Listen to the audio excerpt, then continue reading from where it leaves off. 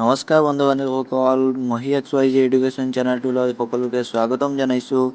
আজি আমি পঢ়িম ক্লাছ 8ৰ আছামিছৰ পাঠ নং 13 হোমী জাহাংগীৰ বাবা।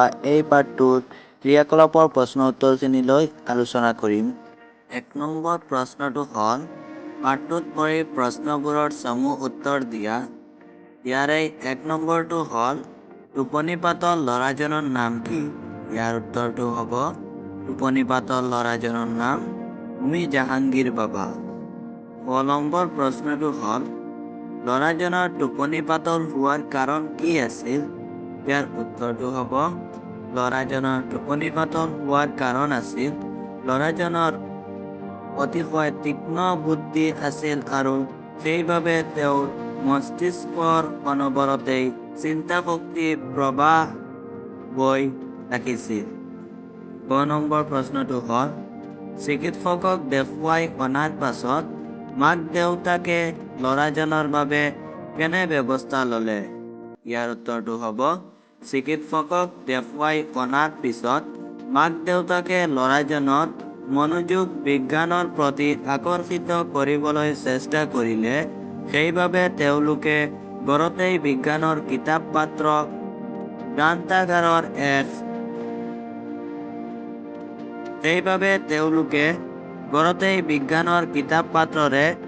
গ্ৰন্থাগাৰৰ এটা খুলি দিছিল আৰু সেই কিতাপবোৰে ল'ৰাজনৰ সংগী হৈ পৰিছিল। 6 নম্বৰ প্ৰশ্নটো হ'ল, হোমী জাহাংগীৰ বাবাৰ কি কি বিষয়ত ৰুচি আছিল? ইয়াৰ উত্তৰটো হ'ব, হোমী জাহাংগীৰ বাবাৰ ভৌতিক শাস্ত্ৰ, গণিত শাস্ত্ৰৰ লগতে সংগীত আৰু চিত্ৰকলাৰ বিষয়ত ৰুচি আছিল।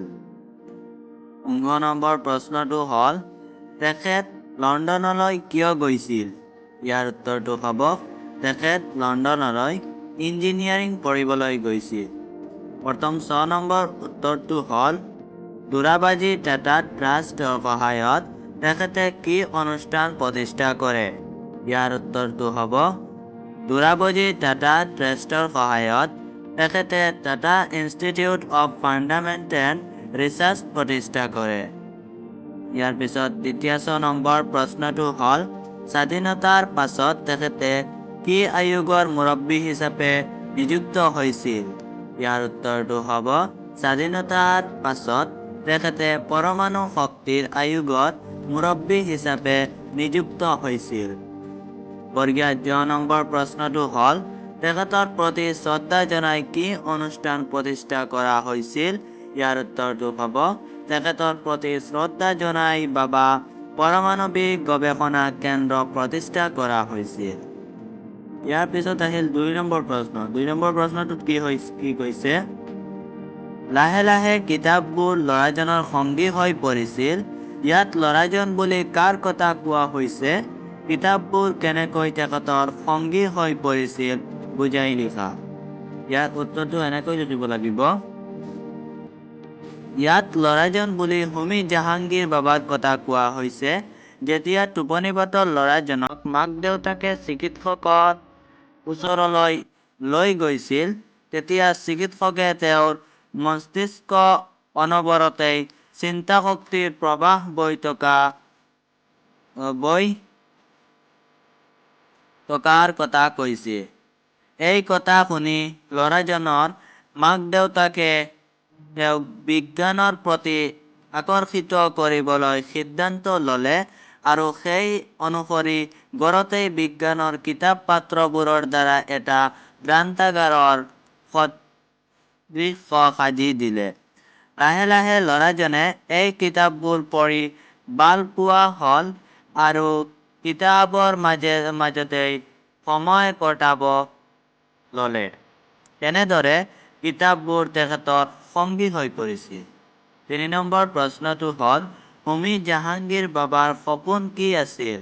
এই সপোন কিয় ফলৱতী নহ'ল? ইয়াৰ উত্তৰটো হ'ব, হোমী জাহাংগীৰ বাবাৰ সপোন আছিল ভাৰতবৰ্ষত পাৰমাণৱিক শক্তিৰ ক্ষেত্ৰত এখন জাকত জিলিকা দেশ হিচাপে পৰিণত কৰা। এই বিষয়ত তেখেতে সদায় ৰঙীন সপোন দেখিছিল। এই সপোন ফলৱতী হোৱাৰ আগতেই তেখেতৰ এক বিমান দুৰ্ঘটনাৰ পতিত হৈ মৃত্যু হৈছিল। 4 নম্বৰ প্ৰশ্নটোত কি কৈছে? হোমী জাহাংগীৰ বাবাই ভাৰতবৰ্ষক ভাল পাইছিল এই কথা পাঠটোত কেনেদৰে প্ৰতিফলিত হৈছিল? ইয়াৰ উত্তৰটো হ'ব হোমী জাহাংগীৰ বাবাই বিদেশত থাকিয়েই দিন কটোৱাৰ সুন্দৰ সুযোগ পাইছিল। যদিও সেই সুযোগ গ্ৰহণ নকৰি তেখেতে ভাৰতবৰ্ষলৈ ঘূৰি আহে নিজৰ দেশৰ প্ৰতি থকা কৰ্তব্য আৰু দায়িত্বৰ বাবে। ভাৰতবৰ্ষক পাৰমাণৱিক শক্তিৰ ক্ষেত্ৰত এখন জাকত-জিলিকা দেশ হিচাপে গঢ়ি তুলিবলৈ তেখেতে অহৰহ ৰঙীন সপোন দেখিছিল। ধোৰাবাজী টাটা ট্ৰাষ্টৰ সহায়ত তেখেতে Tata institute of fundamental research প্ৰতিষ্ঠা কৰে। ভাৰতক পাৰমাণৱিক শক্তিৰ ক্ষেত্ৰতো জাকত-জিলিকা দেশত পৰিণত কৰাৰ বাবে তেখেতে বিভিন্ন পৰিকল্পনা কৰিছিল। গতিকে ইয়াৰ দ্বাৰা তেখেতে যে ভাৰতক ভাল পায় সেই কথা প্ৰতিফলিত হৈছিল। 5 নম্বৰ প্ৰশ্নটো হ'ল হোমী জাহাংগীৰ বাবা পাঠটোত থকা বিভক্তযুক্ত শব্দবোৰ বাছি উলিয়াই লিখা। বিভক্তযুক্ত শব্দ হ'ব, উত্তৰটো এনেকুৱা লিখিব লাগিব।